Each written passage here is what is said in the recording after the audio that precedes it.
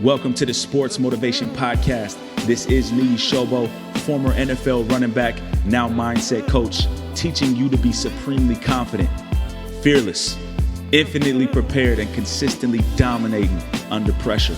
So listen up, take notes. Let's get into it. Welcome to the Sports Motivation Podcast. It's your host, Niyi Sobo. This is dedicated strictly, I take that back, not strictly for the athletes, but for those people who you start off, you're on a team, you had a new job, you're in a new business, and you're not that good. You suck at first. And honestly, you should be in places like that consistently if you want to grow. And sometimes that's when you start a new sport. But when you do it, you create an identity, right? So when you're around a group of people, when you're on a team, everyone's looking to give titles to people, right? We size people up very easy. I know you're like me in that way. We're all humans do this. We see people and we like to put them in a category. Oh, he's that dude. Oh, she's that chick. Okay, they move like that. Okay, that's the smart one. That's the dumb one. That's the sloppy one. That's the really, on point one. And what happens is you start off, and because you're not that good, you get put in a role that you don't want to. You have a bad reputation on your team. Maybe teammates even make fun of you. Maybe even people talking behind your back. And what happens is that you start to take on this negative identity. You take it on. So you start to believe what you've been told. You feel stupid. You feel slow. You feel fat. You feel whatever they called you, whatever they're telling you to your face or behind your back. Your teammates categorize you. Your coaches categorize you, and you get put into this bucket. And every day you go further and further. You get further and further in this bucket, lower and lower, and it becomes harder and harder to climb your way out and create a new identity for yourself. And so this is for you, because I want to show you how to not have that be the case for you anymore. Because if you don't, you will never be good. You will never outperform that identity. You'll only do things to reinforce that identity. So I came from a soccer family. All of my brothers played soccer. My dad played soccer. He's from Nigeria. And I remember about sixth grade, we would play soccer, or I would play soccer. And I was pretty good at soccer, but I didn't really like running. And as I started to get older, more competitive in soccer, you have to run more, more conditioning, and I just didn't like it. And I was really physical, so I would run into kids, and their parents would be shouting at me, getting mad. They're like, "Ref, come on!" I'm over here bulldozing fools, getting, what was it called, yellow cards or green card, whatever the card is. It's like the little penalty. And I started playing football when I was in seventh grade, and I remember I knew nothing of football because we didn't have a TV growing up. So football is a very complex sport, and it's not a sport that you can just kind of waltz in like basketball and just kind of figure it out. Very complex, a lot of rules, a lot of things that are, you really got to be around the game for a while to really know it. And I remember one of the first things that I did, I was on the offensive line when I first started playing. So on offense in football, you could block, right? But you can't tackle, not on offense. So tackling is for the defense. That's when defenders could get you and, tackle you down to the ground. Now, I didn't know this, and I was a very physical kid. And so first thing that I did on the offensive line, I had a guy rush me, right? Defense rushed me. Now, remember, defense could tackle, but you can only tackle the person with the ball, right? And this is true in all football. You can't just go around tackling people. You have to tackle the person with the ball, and that means you have to be on defense. So this guy was on defense. I was not. So I'm automatically ineligible to tackle anyone unless there's an interception or something, But anyway, I couldn't tackle. But what did I do? First of all, I was supposed to be pass blocking, so that means I was supposed to come back and sort of wait and, boom, boom, boom. But instead, what I did is I literally went to the guy in front of me and I just wrestled him to the ground. And I pinned him to the ground. Like, I stayed on him. Like, I was not about to let him get up. And I was so proud of myself. I thought I did a great job because this dude could not get up, and he was screaming at me. He's like, "What are you doing? What are you doing?" And I was looking around like, "What'd I do?" And sure enough, a lot of people laughing. kind of giggling, etc. Now, luckily, I had a cool coach who didn't really make me feel like an idiot. He actually saw the value in what I was doing, and I was a tough kid, so I wasn't afraid of, physicality. So he valued that. Now, fast forward, high school, ninth grade. So just 2 years later, I still didn't have a very high IQ and still didn't really know what the hell I was doing. And I go to a new team. I did not go to school at this team. And I remember very vividly not really knowing anything of what they were talking about on defense and making a ton of mistakes. And I remember a lot of guys sort of talking crap. Of course, they didn't know me, and they're talking behind my back like, oh, this dude doesn't know what he's doing, et cetera, et cetera. I end up very quickly being a star on that freshman team and ended up playing varsity in my sophomore year and did very well for 3 years there, good enough to go to the college level, right? So fast forward, I go to the college level, walk on at Oregon State, again, bottom of the totem pole again. And I remember very vividly we had to get tested. Now, I didn't do a lot of lifting in high school. So I'm a pretty big dude. I was pretty strong, honestly, in high school. Just from a on the field standpoint, I would bulldoze guys. I was very physical, like I said. But we go in the weight room and we do testing, and we do 185 pounds, which is not a lot for football, especially in college. I was able to do 185 3 times. There were cornerbacks, guys like half my size, lifting it 10, 12, 15 times. A lot of guys talking shit. A lot of coaches, I can tell, treat me a certain way. So what they were doing is they categorized me and they put me in this box, right? But what I always refused to do is stay in the box. All I did was improve. So at every step, all I did was improve. So it wasn't long before I was lifting just as much as everybody else because I stayed my ass in the weight room. It wasn't long before I knew all the plays just like everyone else because I stayed in the playbook.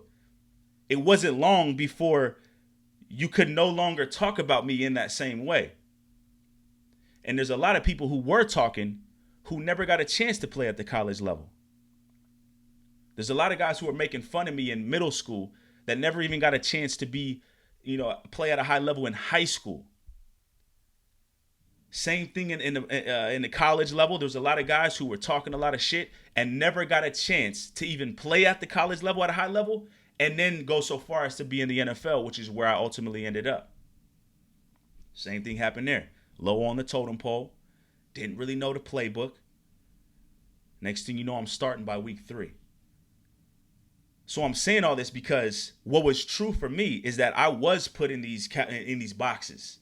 That's happened for me virtually at every stage of whatever stage I'm at. So I'll give you another example. As a firefighter, I became a firefighter about 2 years after I was done playing football.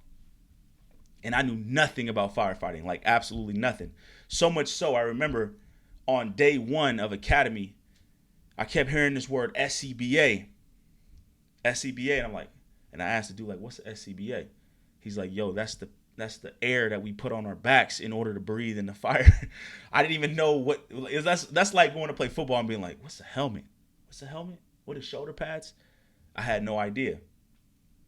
And I remember a lot of guys talking mess. I knew about like one tool on the engine, a hammer. I didn't know the name of anything else. A lot of guys whispering, all of that type of shit. And one of the skills that you need as a firefighter is to be able to hook up hose to a fire hydrant very quick. So when you go to a house and it's on fire, you got to get water on it, right? So there's a certain amount of water that you already have on the engine, but you have to hook up your hose to a fire hydrant to supply water so the firefighters can put it out. So it's a big priority. So you have to do it in a fast time. And I remember the first time that I did it, it took me like 3 minutes. 1 minute is like blazing. Some people can get in like 40, 50 seconds. I'm not sure what the record is. I'd be curious.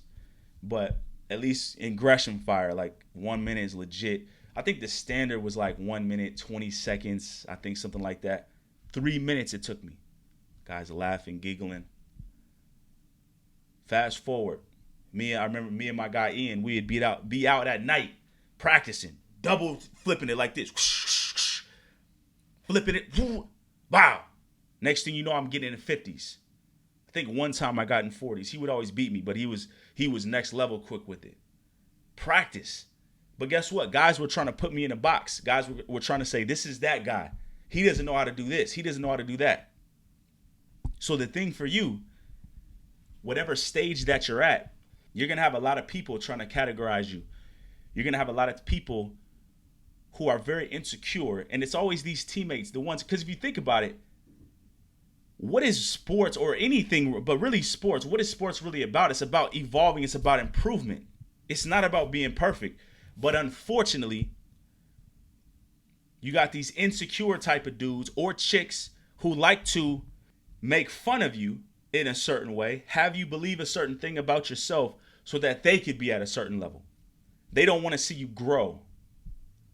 There aren't a lot of teams that have a culture of like growth and improvement where it's looked down upon to talk negatively about your teammates. Unfortunately, we see a lot of teams do this. A lot of kids do this. I see this a lot with younger athletes, but even so, at every stage, you might be in a job or a work environment where people almost like it when you mess up. They like it when you make mistakes. And your challenge is not accepting that reality, not accepting who it feels like you are, because it feels like you suck. It feels like you're not going to get better. It feels like you're the weak one. It feels like you're the one who it comes hard for. It feels like you're never really going to reach your goals because you started off wanting to be great. You started off thinking that everyone was going to help you grow and everyone was going to push you and challenge you in the proper way. But what you found was that it was kind of harsh. What you found was that people were kind of rude, were kind of mean. People almost gloat when you fail. And then, of course, they do their best to reinforce the loser that you think that you are. And what you have to remember is that no one can make you think anything without your permission. So while it is difficult to get called something, what's really or be labeled as something, what's really happening is that they're telling you that, and then you're making an unconscious, most of the time, decision to accept it as true. So what you have to do is actively fight against it, and you have to create a new identity for yourself, and you have to grow at a fast pace. So what I want to do is show you very step by step how to approach this problem and how to create that new identity. All right. So step number one, what I want you to do is you have to be brutally honest with yourself. Instead of waiting on other people to tell you how much you suck now, you need to keep it 100 with yourself. You need to be fearless when it comes to reality. You have to know, where do you suck? Where do you suck? So what parts of your game are weak? Where is it that you're weak? So for me as a firefighter, I didn't know any of the tools on the engine. I had no awareness about fires. I was horrible with the skills because I had never done them. It wasn't because I was physically incapable. If I was out of shape, then I would have to get in shape. So for you, it's like, where do you suck? If you don't know where you suck, then you can't hope to get better. So can you not catch the ball? Are you slow? Do you forget the plays? Are you the person who's always last in the, in the sprints? Keep it 100 with yourself. Be honest with yourself. You need to know, where do you suck? And what I want you to do next is, once you know where you suck, you have to be able to give yourself some perspective. All right. So that means you have to study the ballers in the past. And a lot of current ballers as well. But study the legends, the icons. Now, what you'll find is there's some athletes who I guess have always been really good, meaning like they've always been bigger, faster, stronger. But what you'll find most of the time is that most athletes start off and they suck. Most people suck in the beginning of when they try something. So you have to understand their story. So you got to look at like Tim Duncan, one of the best power forwards of all time. He wasn't great when he started. There's a lot of athletes who start off and they're very raw. Even someone like a Kobe Bryant, there was a period of time where he was getting his ass kicked. And then he started practicing. Now, this was when he was young, 10, 11. So this is for a lot of you young athletes, but this is really true at any stage of your development, wherever you're at. So study people of the past and realize very few people start off and are just automatically killing right when they start. Most even great quarterbacks in the NFL, you look back to the early years, they suck. Even the ones who were great coming out of college. Peyton Manning was the number one pick. Supposed to be like the best prospect in the last however many years. He sucked it up in his first 2 years in Indianapolis. So study that. And what that will do is give you some perspective. Now, the next thing that you have to do, once you understand where you suck, you have some perspective. Now you have to decide what is your real identity. Now, this is a key step in this progression, because if you don't do this, it's kind of hard to not fall into the identity that your environment is pushing onto you if you don't decide how you see yourself. So let's say you're really out of shape. Let's say you play football. You're really out of shape.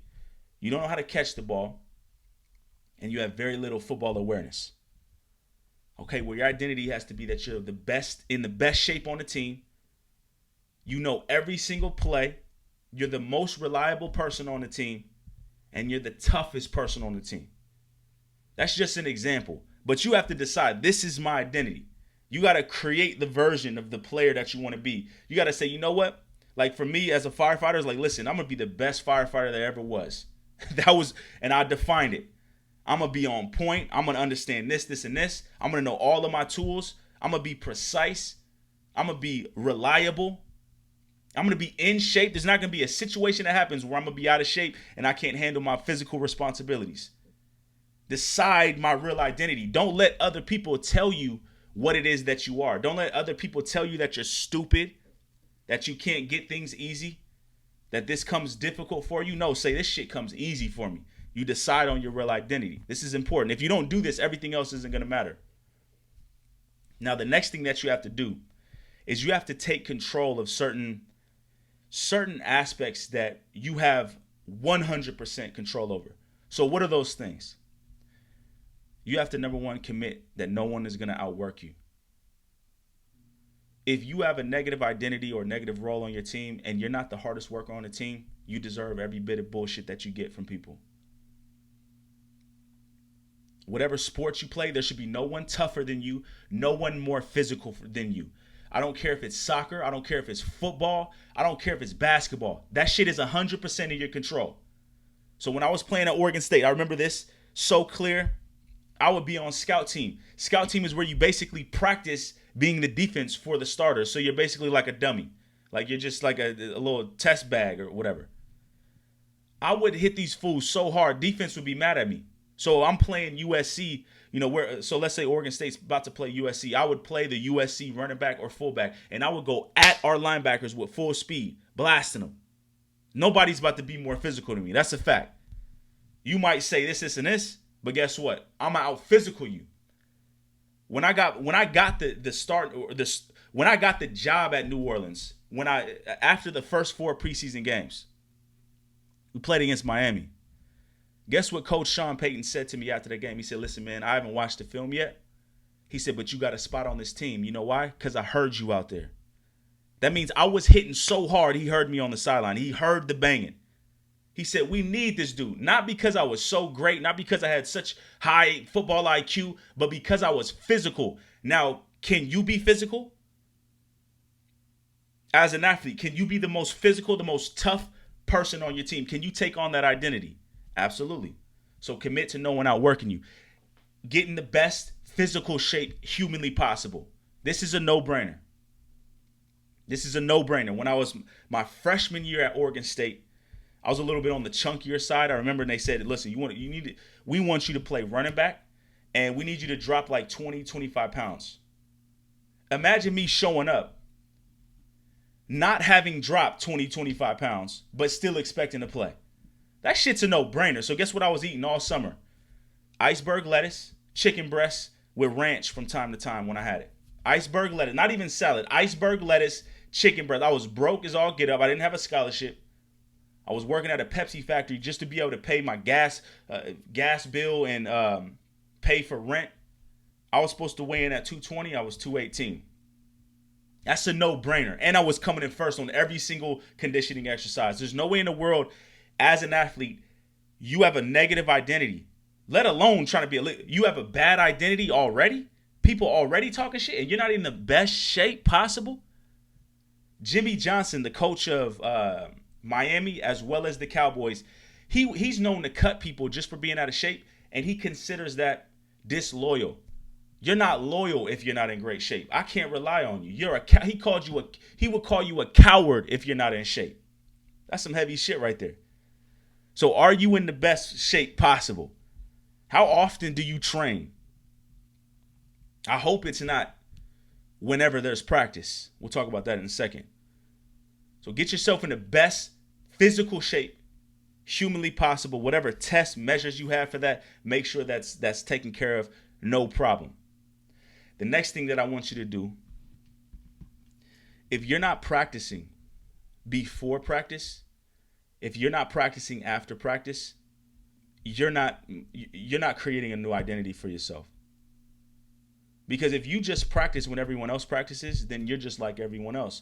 And guess what? You're not like everyone else because you already have a bad reputation. So what you need is more reps.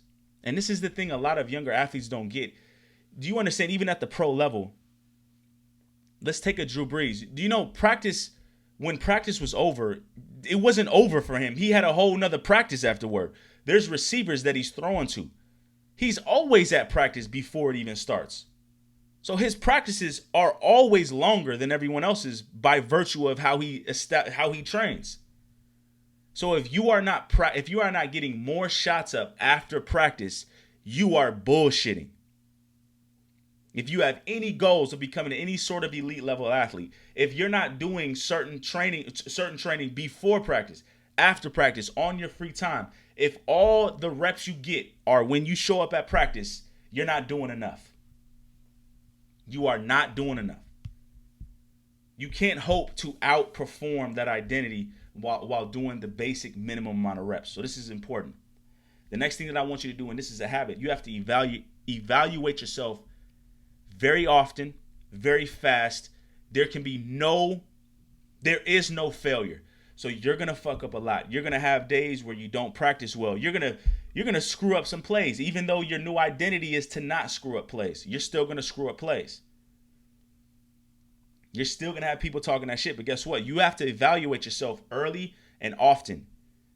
You can't allow anyone to out-evaluate you. You have to be the most aware person there is about you. You have to know before other people know. And you have to commit to growing on a day-to-day.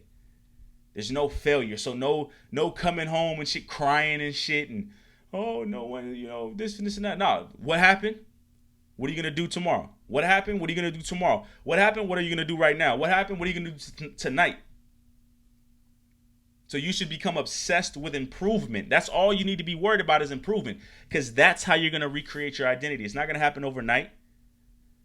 You will have breakthroughs though, but those will be a result of the work that you put in day by day. And when you do feel that pain, when you do get that, that negative feedback from those around you, when people continue to talk that shit to you, you need to let the pain drive you to work harder. Resist that old identity. Resist it with anger, not with depression. So again, no coming home crying and shit. Get mad. Get mad and then go train. Get mad and then go lift more weights. Get mad and then go run more hill sprints. Get mad and watch more film. Get mad and show up to practice earlier. Get mad and knock motherfuckers' heads off at practice. Get mad and lock fools down in practice if you play basketball. Get mad and train harder. Use the anger. No depression and sadness over here. That's not productive as an athlete. Their emotions, just like anger, they're just not productive in this particular situation. And I'm telling you this from my past. The times where I've had to recreate my identity at every step of the way. And it's not easy. But you're the one responsible for it. And I find that anger works better. The other thing is, don't be surprised when you ball out. Don't be surprised when you start actually getting the results. Don't be surprised. Know that you've been working for it and this is your identity and it's been your identity. And you better be ready when you get your shot. You better be ready when you get your shot, because you will get your shot. And that's why all of the complaining and crying and shit doesn't do you any good. You're going to get your shot. When I was a senior at Portland State, I was behind an All-American. And I was ready. And I wasn't getting the playing time. And guess what? He got hurt. And guess what happened? I took that baton and ran with it, sprinted. I was ready. But for a lot of you like to cry and shit and get all mad and complain about your circumstances and how your coaches don't understand you and your teammates are so mean. These girls are so mean. My teammates are so mean. And it's not just girls, boys too. But I'm saying I see this a lot with girls where like it could be really nasty in terms of the locker room dynamics and how they be talking shit behind your back. You better be ready when you get your shot. So while they talking shit, get angry. Focus more. Get more reps in. And listen, it's up to you. It's not up to anyone else. It's up to you. It's up to you to establish who it is that you want to be, what type of player that you are, what type of results that you're going to get. Do you want to be pro? Do you want to play at the highest level? Do you want to be a multi-million-dollar entrepreneur? Do you want to be the best salesman? Do you want to be the best executive? Do you want to have the best, whatever the shit is that you want? Other people will do their best to create an identity for you that serves to make them feel better about themselves. It's your job to resist that identity with every fiber of your being and create a new identity and invest and pour into that new identity until it becomes a reality. And when it does become a reality, you should not be surprised. You should smile and say, this is what I've been working for. And fuck y'all who try to keep me down. That's what you should say. So if you are at a stage of your career where it's like, yo, man, you got your back against the wall, you're a little bit, few notches behind where you want to be, you need to be able to systematically not just create that identity, but establish the standards, the systems in order to ensure that you follow through and you don't quit. Because a lot of people even have plans, but then they quit when the shit gets tough. They quit because they don't have mental stamina. They quit because they lack perspective. And they quit because they don't have well-ingrained habits and systems. If this is what you need at this stage of your life, then you're in dire need of Killer Instinct. It's a step-by-step system where I show you how to build the infrastructure to support a dominant career. Habits, systems, mindset, how to evaluate yourself, how to grow at a fast pace, how to establish your environment, what to do in these different scenarios when you get this adversity. How do you respond? Having what we call an anticipation playbook where you know what's going to happen and you know how you're going to respond in advance. If this is what you need, go to imnotyou.com/KI. We have the last live Killer Instinct that we're doing this year and beyond, October 15th. Don't wait to apply. This will be filled up.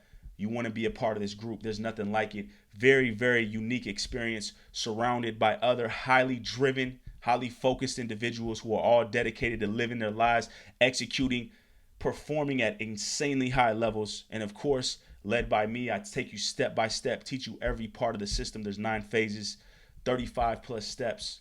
It's incredible. Go to imnotyou.com/KI to apply. And I'll see you soon. Peace out.